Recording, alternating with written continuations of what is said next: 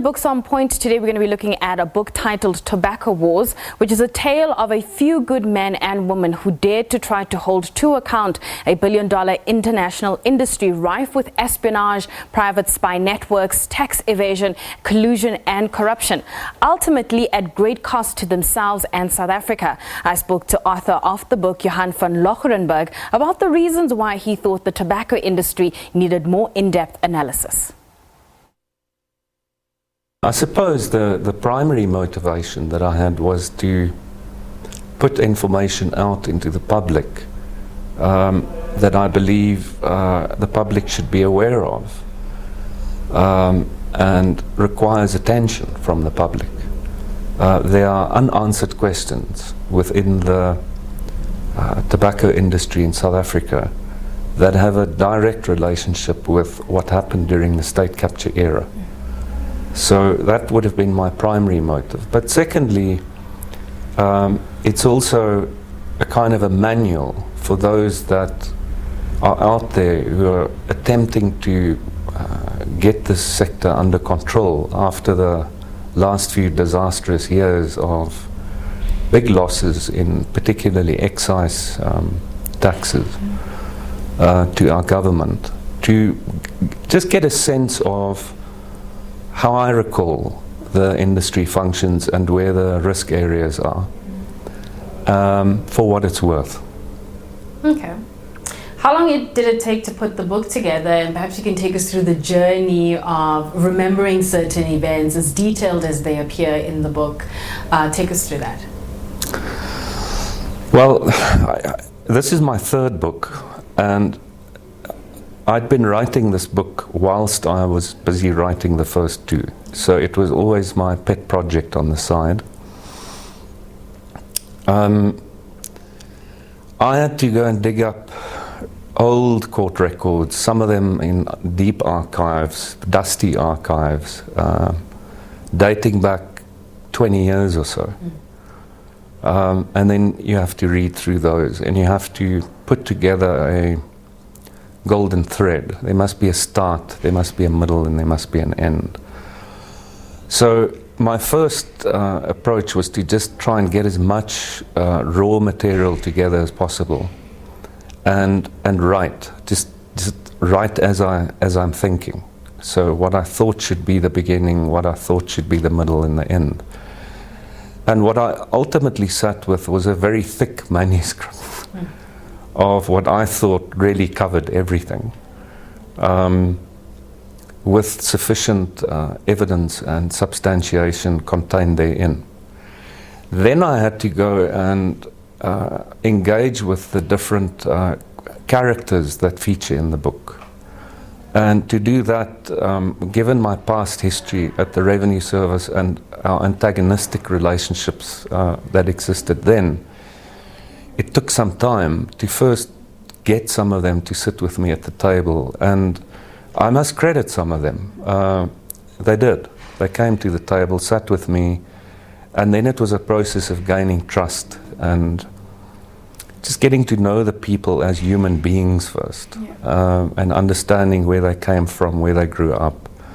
And out of that, I developed their characters. So when you read the book, you can now put a face to our smaller local manufacturers, which perhaps in the past you couldn't. And then it was a question of finding that formula of trying to shift the public's current perception of the tobacco industry consisting of a group of local bad guys who fund organized crime and terrorism activities, versus the well-known multinational brands who are squeaky clean and, you know, the best people around. That perception needed to be challenged, and to do that I needed to go and speak to some of the people who were involved in the nefarious activities that I attribute to the multinational. And it's in that it was in formulating that model that, you know, the role of some of these spooks and dirty tricksters within the state capture narrative began to emerge. And that came about almost automatically. Right. What is it about the cigarette industry that seems to have a bit of a shady side that over the years multinationals, or even sometimes the smaller players, depending on what they get up to, they can't seem to shake off this sort of dark cloud of dirty tricks and the wars between the two sides over the years? The cigarette industry worldwide is a lucrative industry. And there are many reasons for that. But if you are prepared to cut corners and break the law, it becomes even more lucrative. Because to give you a practical example, a packet of cigarettes costs about close to R2.50 to manufacture. Then you should add on top of that somewhere around 16 to 17 rand of taxes. Then only can you add your profit and your costs of transporting the goods and storing the goods and so forth. If you're prepared to not pay the taxes, that's 16 to 17 rand per packet of cigarettes, well, you make quite a bit of profit off your R2.50 to manufacture that box. If you are able to smuggle a 40-foot container of cigarettes into the country, you will be able to sell that within a day. People will buy it cash, and you'll be an instant millionaire. Now, if the revenue service happens to catch you, you'll end up paying a fine, and then you can try again. So on the one hand, it's extremely lucrative.